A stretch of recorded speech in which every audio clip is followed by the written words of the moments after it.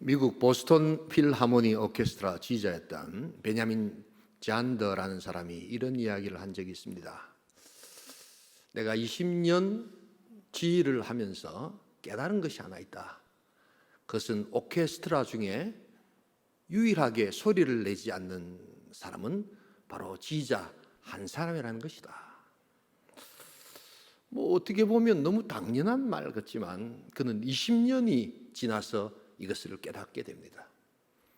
그런데 여기에 놀라운 기품이 있습니다. 왜냐하면 비로소 자신은 침묵하지만 다른 사람들로 하여금 아름다운 소리를 내게 만들어주는 사람, 그래서 감동을 불러 일으키도록 독려하는 사람, 그 자신이 지휘자요, 지휘자의 존재 목적이 거기 있다는 것을 그가 깨달았다는 것입니다.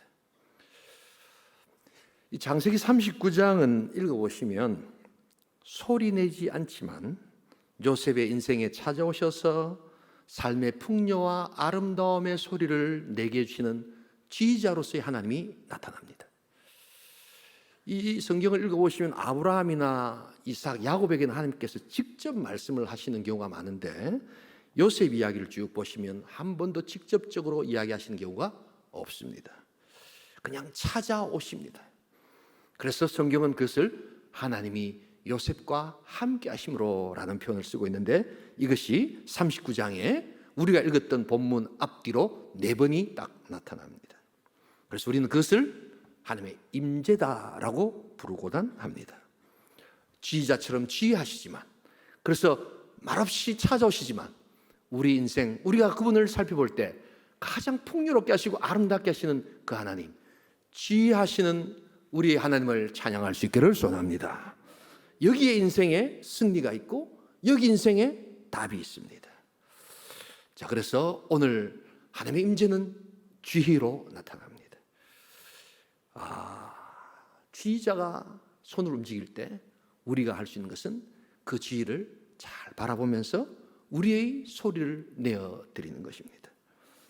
오늘 그래서 우리 임재적 지휘를 의식하고 바라볼 때 어떤 일이 우리 인생 가운데 일어나는가 한번 살펴보시면서 은혜 나누는 시간 될 수 있기를 소원합니다. 첫 번째로 오늘 우리 하나님의 임재적 지휘를 살펴보면서 일어난 일은 환경을 초월하는 태도를 얻게 된다는 사실입니다. 우리 다 함께 39장 1절을 같이 한번 읽겠습니다.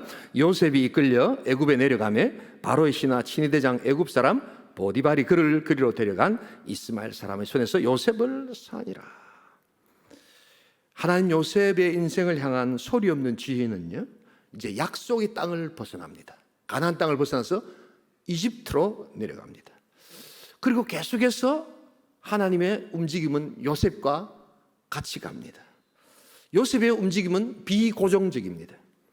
그래서 여러분 39장에는 요셉이 이제 이집트로 내려가고 이집트에 좀 더 구체적으로 보디발의 집에 가고 심지어는 보디발의 집에서 또한 감옥으로 움직이는 계속해서 장소의 이동을 보여줍니다.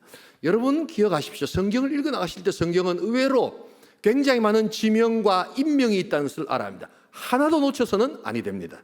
그 장소와 사람의 이동 간에 하나님은 역사하고 계신다는 것을 찾아내는 것, 이것이 바로 하나님의 일하심의 능력을 캐치하는 것입니다. 생각해보면 이 장소의 이동은 있었지만 요셉에게 있어 이 장소의 이동은 굉장히 낯선 것이었습니다. 무엇보다도 약속의 땅을 떠났다는 것은 우상 숭배와 여러 가지 받아들이기 힘든 문화적 적응도가 현저히 떨어지는 상태를 뜻합니다. 언어가 달랐습니다. 또한 관계가 달랐습니다. 여러 가지 기후가 달랐습니다. 적응력이 떨어진 바로 그때 하나님께서는 바로 지휘하시며 나타나셔서 요셉과 함께 하십니다. 바로 그래서 하나님께서 주시는 것이 뭐냐? 그 낯선 땅에서 그는 형통함이라는 축복을 얻게 됩니다. 우리 다 함께 2절을 같이 한번 읽겠습니다. 여호와께서 요셉과 함께 하심으로 그가 형통한 자가 되어 그의 주인 애굽 사람의 집에 있으니, 여러분 이 형통하다는 단어가 히브리 단어에 앞으로 나아가다라는 뜻이라는 것을 알고 계십니까?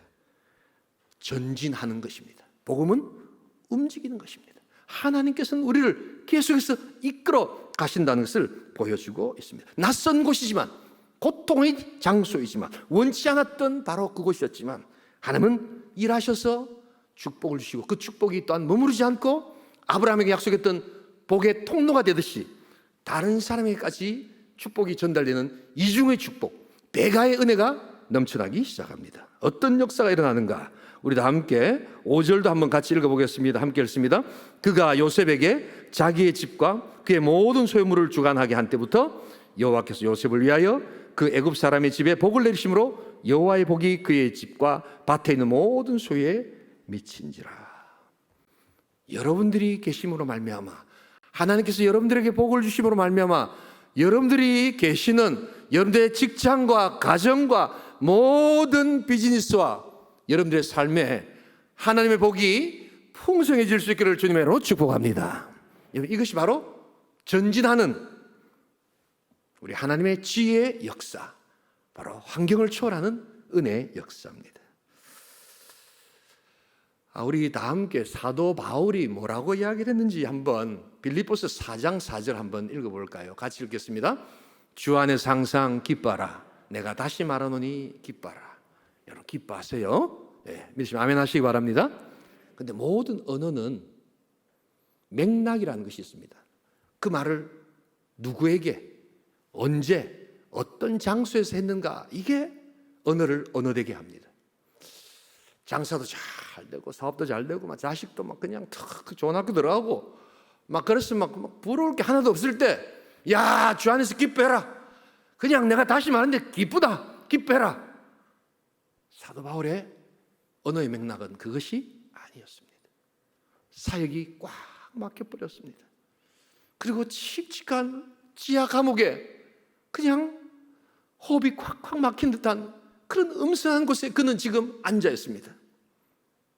그리고 자신의 생명이 이제 미래에 어떻게 될지 몰라, 그 불확실성 속에서 그의 인생을 그냥 좌지우지, 그냥 처분만 바라고 있는 바로 그 상태에서 한 말이 바로 저 말입니다. 여러분, 맥락을 알아야 합니다.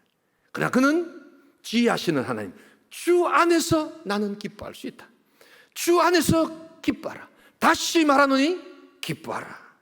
여러분, 이것이 바로 환경을 초월하는 사도 바울의 능력, 하나님께 주시는 능력이 될 줄 믿습니다. 그래서 이 하나님의 임재를 갈망하는 자들은요, 어디서 사는가 보다 더 중요하게 어떻게 사는 것을 여러분 생각합니다. 우리는 많은 경우 지나오는 날들을 살펴보면 어디서 살 것인가를 굉장히 중요하게 생각합니다. 물론 그건 필요하죠. 교육도 마찬가지지 않습니까? 어디서 교육을 시킬 거냐. 그래서 우리 어머니들이 맹모 삼천지교라고 하시죠. 그것은 교육적 환경을 바꾸고자 하는 이 어머니의 열정입니다, 여러분. 근데 죄송합니다만 아무리 교육 환경을 좋게 바꿔도 그게 맹자니까 가능했지 보통 사람들은 쉽지 않습니다. 그렇지 않으십니까, 여러분? 아무리 좋은 환경에 갖다 놔도 공부 안 하는 놈은 일절 안 합니다, 여러분. 그렇다고 갖다 놓지 말라는 말은 아닌데, 더 중요한 것은 내가 왜 공부해야 되느냐, 내가 왜 이것을 해야 되느냐를 깨닫지 못한 자에게는 아무리 좋은 환경을 갖다 놔도 그것은 별로 의미가 없다는 것을 잊지 말아야 합니다. 우리 인생도 마찬가지입니다, 여러분. 어디서 살 것인가 보다 더 중요한 것은 어떻게 살 것인가, 내가 왜 이것을 해야 되는가 하는 하나님 안에서의 그 명백한 하나님의 지혜를 임재 가운데 느끼는 것, 바로 그것이 훨씬 더 소중하다는 사실입니다. 여러분, 그러기에 하나님의 임재가 있는 곳이 천국이 될 줄 믿습니다. 여러분, 천국과 지옥은 어떤 차이가 있을까요? 막 이렇게 막 불이 오르고 막 그냥 굉장히 막 환경이 안 좋고 막 그냥 무서운 사람들이 있고 막 귀신이 있고, 물론 그런 환경도 가능합니다. 근데 여러분, 가장 지옥의 무서움과 두려움은 하나님이 계시지 않고 하나님이 보이지 않고 하나님을 만질 수 없고 느낄 수 없는 바로 그곳에서 영생해야 된다는 사실, 영원히 살아야 된다는 사실이, 그게 바로 지옥입니다. 그게 영벌입니다. 영벌.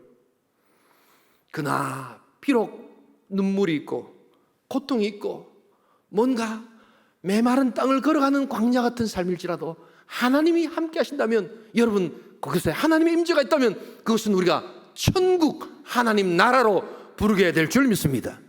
그러니까 천국과 지옥을 가르는 것은 물리적 환경이 아니라 존재적 환경. 바로 그분이 계시는가? 주 떠나가시면 내 생명 헛되네. 살아있지만 주님이 떠나가시는데 슬프나 기쁠 때 늘 함께 하소서. 여러분, 다윗이 바세바 사건 이후에 하나님 앞에 회개하면서 제일 크게 회개했던 게 뭔 줄 아십니까? 하나님, 내가 잘못했습니다. 하나님, 내가 잘못했습니다. 그보다 더 크게 간절히 소원했던 것이 있습니다. 제발 나에게 성령이여 떠나가지 마시고 임재하여 주소서. 하나님이 떠나가시면 그것이 바로 지옥입니다 라고 고백하고 있습니다. 여러분이 하나님의 지적 임재에 우리가 예민하게 반응할 수 있기를 주님으로 축복합니다. 그것이 어디인가? 이거보다 더 중요한 것이 어떻게 사는가? 바로 그것입니다. 이 빅터 프랭클이라는 사람 이야기를 자주 아마 여러분 들으실 줄 압니다. 최근에 제가 이 책을 다시 한번 살펴보면서 어디서 사는가보다 더 중요한 것은 어떻게 사는 것이다. 여러분, 이 아우슈비츠가 멸절 수용소입니다. 멸절이 뭐냐? 거기 가면 다 죽는다는 멸절 수용소입니다. 아우슈비츠보다 사실은 더 큰 수용소가 독일 남부 쪽에 하면 다카우라는 곳이 있습니다. 근데 독일 사람들이 자기 땅에 있기 때문에 그 이야기를 안 해서 한국 분들 잘 모르십니다만, 여러분, 이 포로 수용소는 정말 가면 죽음의 냄새가 지금도 나타납니다. 그런데 이 빅터 프랭클이 이 죽음의 수용소에서 하나 놀라운 걸 깨닫습니다. 모든 사람이 죽어가는 죽음의 그 그림자 속에서 자기를 살리러 온 한 사람을 그는 만나는 것입니다. 한 친구가 밤에 이 동을 옮기는 것은 죽음이거든요. 그런데 죽음을 무릅쓰고 자기를 찾아온 거예요. 바로 빅터 프랭클을 살리기 위한 그 수용소의 삶의 방식을 가르쳐 주는 겁니다. 두 가지입니다.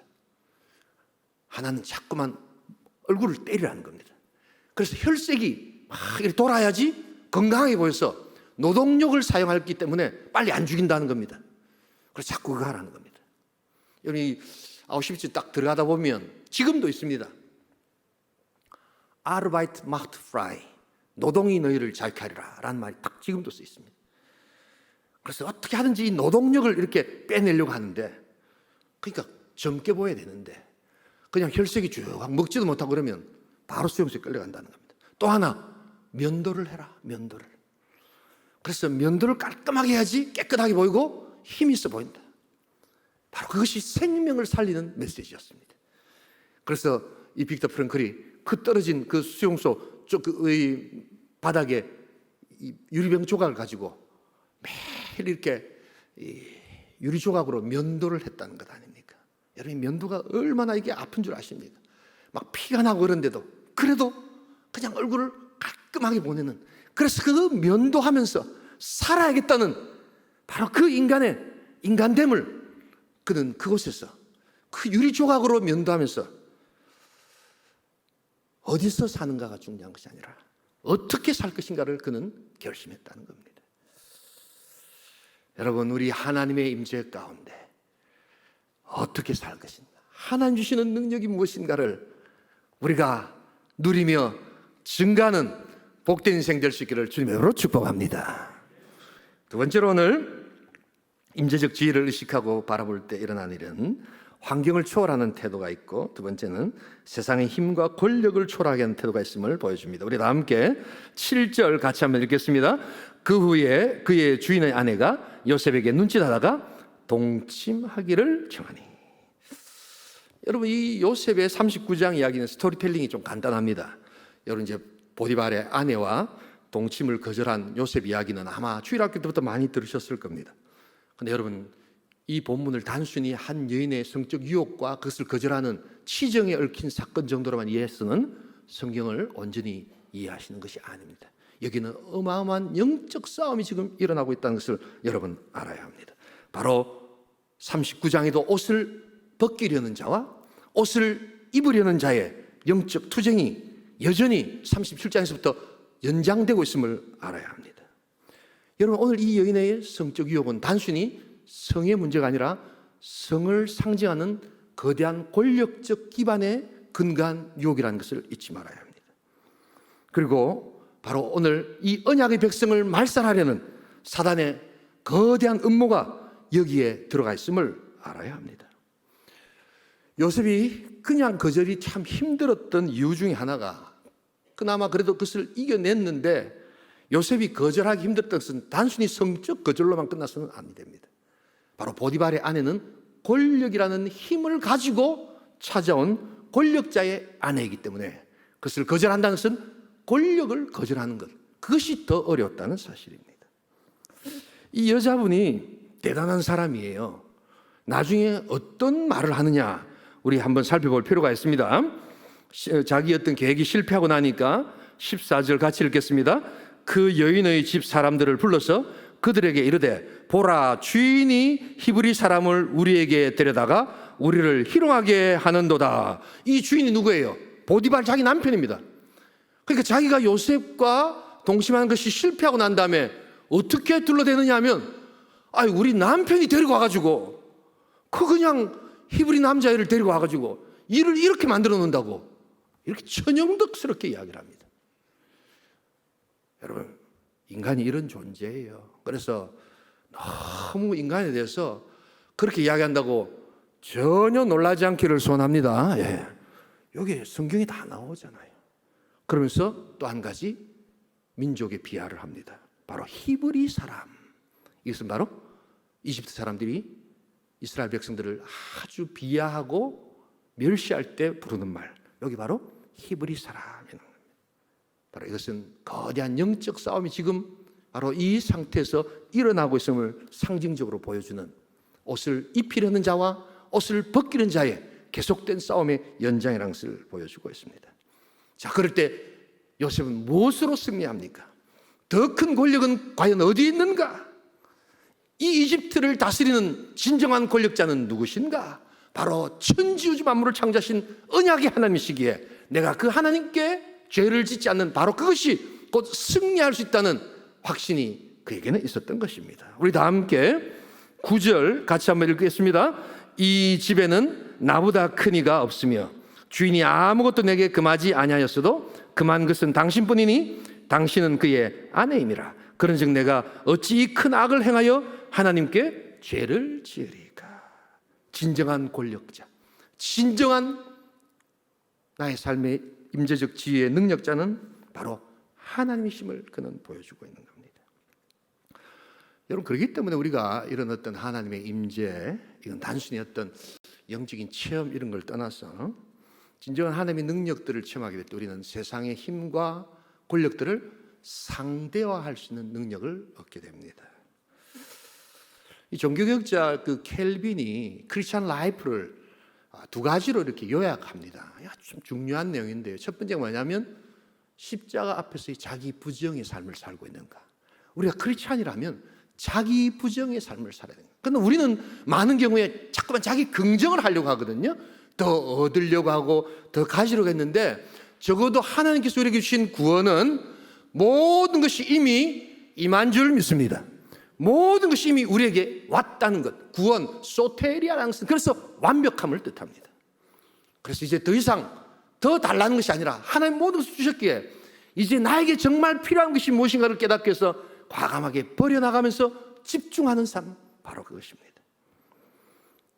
욕망을 버리고, 욕심을 버리고, 질투를 버리고, 시기를 버리고, 명예를 버릴 때 하나님께서 필요한 모든 것들을 하나님 다하여 주실 줄 믿습니다. 이게 크리스찬 라이프라는 겁니다.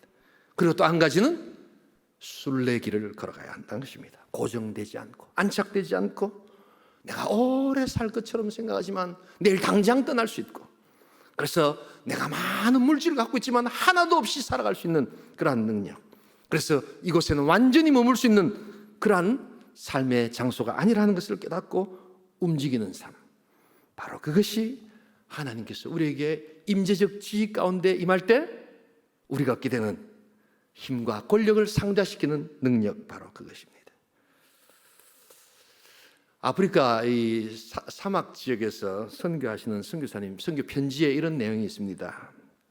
사모님이 부엌이라 해봤자 한국처럼 이렇게 아니고 아주 지저분한 부엌인데요. 그 옆에 하루 나갔는데 꽃이 한 송이 탁 핀 거예요. 여기서 이런 꽃이 필 수가 없는데 이게 어떻게 된 거지? 가만히 살펴보니까 목사님하고 선교사님하고 이제 사모님이 식사를 하고 나면 설거지를 하잖아요. 설거지하는 것을 이렇게 물을 다른 데 안 하고 그 한 곳에다가 계속 붓는데 이 물이 계속해서 이렇게 스며들면서 토양이 조금 바뀐 겁니다. 그래서 그 사막이라는 죽음의 땅에서 이 물이 계속해서 이렇게 버려지면서 그 땅을 변화시키는 겁니다. 그래서 어디선가 날아온 꽃씨가 거기에 떨어져 앉아가지고 꽃이 핀 것입니다. 이곳에 생명샘 솟아나 눈물 골짝 지나갈 때 머지않아 열매 맺히고 하나님의 놀라운 능력이 피어나는 역사. 여러분, 바로 세상의 힘과 권력, 그 죽음의 힘, 죽음의 권력을 초월하는 하나님의 창조의 능력이 우리에게 임하게 될 줄 믿습니다. 그게 바로 하나님의 임재적 지혜를 가질 때 우리가 볼 수 있는 능력입니다. 여러분, 요새 전도하시느라고 힘드시죠? 근데 한번 이런 생각해 보신 적 없어요? 전도는 세상에서 가득 이렇게 차여있는 세상적 힘을 빼는 힘 빼기 작업, 이런 생각해 보신 적 없어요? 저는 그렇더라고요. 나가서 이렇게 복음을 전하려고 하면 일단 제가 할 수 있는 제일 공손함으로 그 모드로 바뀌어야 될 줄 믿습니다. 예수 믿으세요! 이렇게 안 하죠. 안녕하세요. 예수 믿으시기 바랍니다. 최대한 공손 모드로 바꿀 수 있는 것, 그게 전도할 때 가능합니다, 여러분. 일단 힘을 쫙 빼셔야 됩니다, 여러분.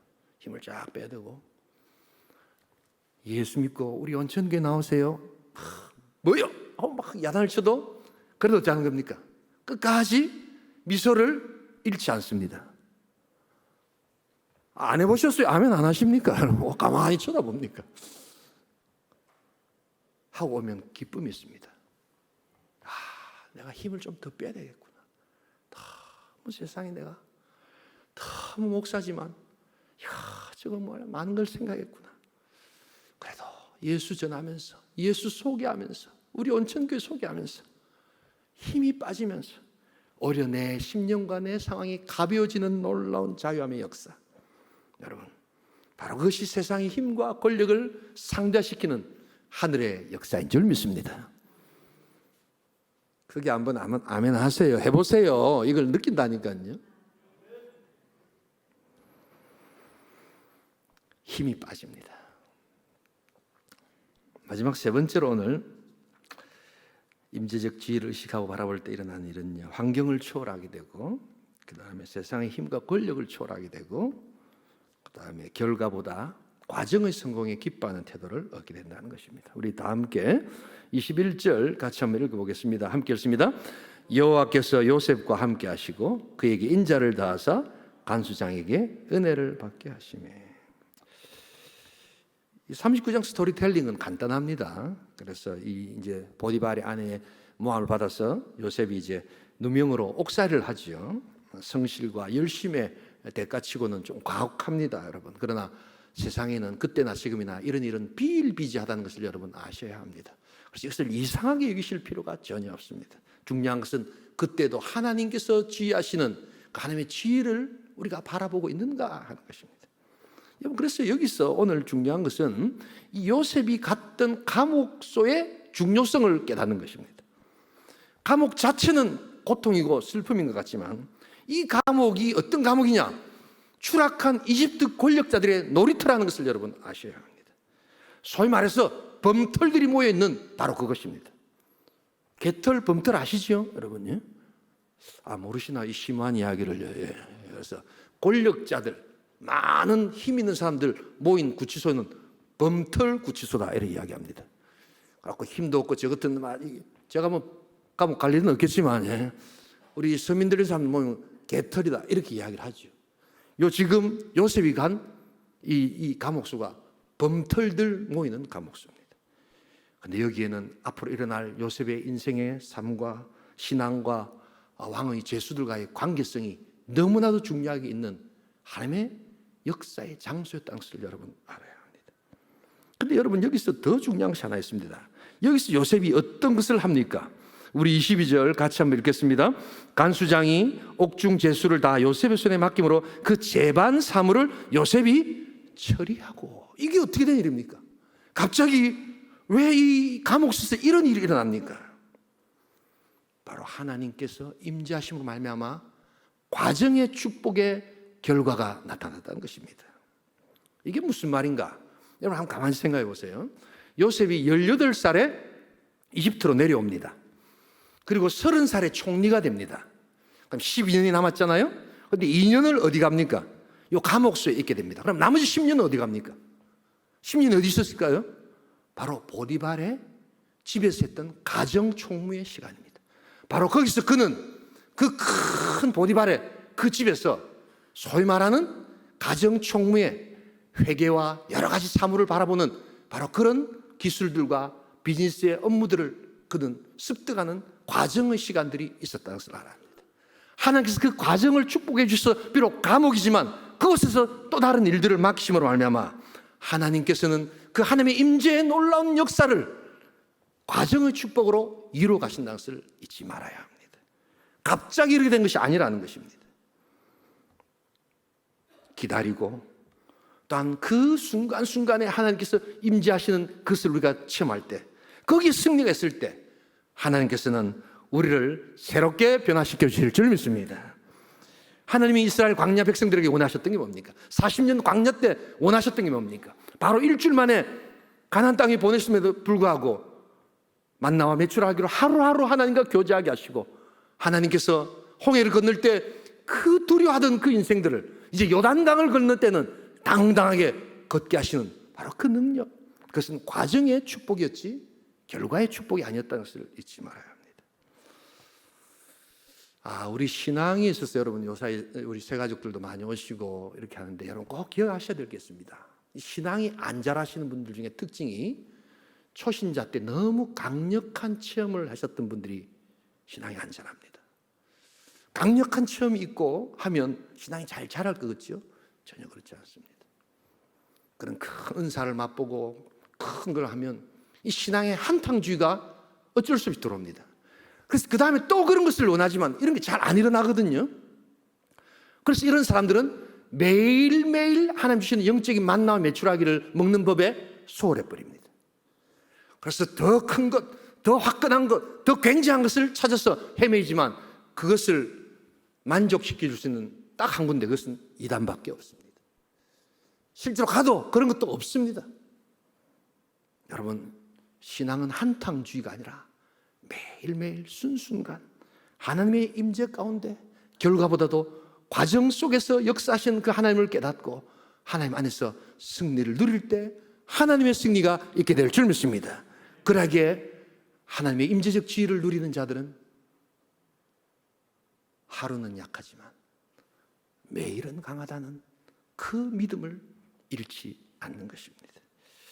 매일매일 기도 응답을 조금씩 조금씩 받고 하늘의 역사를 감당하는 그 과정, 바로 그것입니다. 여러분, 우리가 이 봄 가을로 코로나임에도 불구하고 이 온사랑 전도 축제를 7주간 합니다. 근데 여러분, 이 7주간 이 온사랑 전도 축제 근본 이 맥락을 여러분 한번 생각해 보신 적 있습니까? 물론 7주 뒤에 우리가 새 생명을 이렇게 데리고 오고 하는 것이지만 여러분, 여기에 과정의 축복이 담겨 있다는 생각을 해보신 적 없으십니까? 참 바쁩니다. 요사이는 다 바쁘고 하기 때문에 누구 하나 뭐 누구를 위해서 기도해주고 이런 거 쉽지 않습니다, 여러분. 근데 교회에서 이렇게 7주간 태신자를 품어봐라. 여러분, 태신자를 품습니다.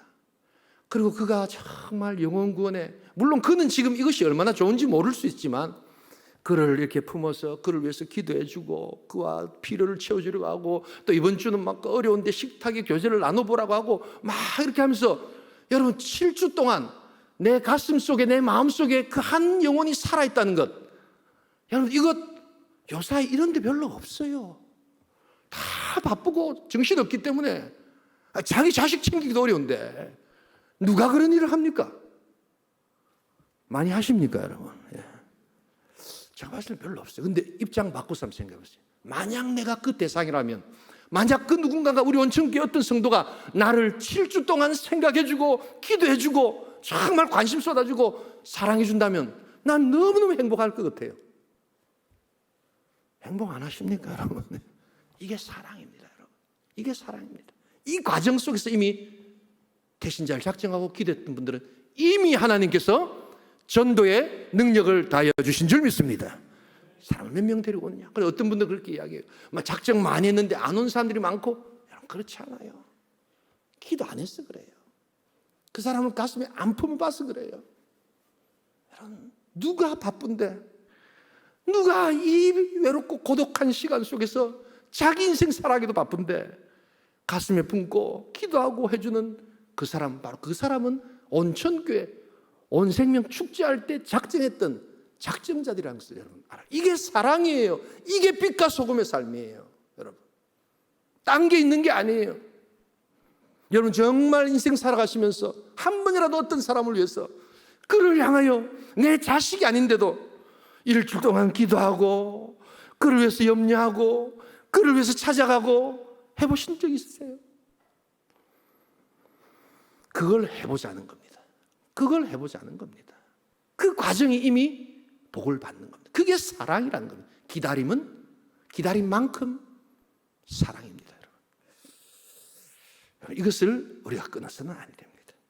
설령 사람들이 오지 않는다 할지라도 그 끈을 놓쳐서는 아니 되는 것입니다. 하나님 과정을 축복하여 주실 줄 믿습니다. 이 말씀 드리면서 마치겠습니다.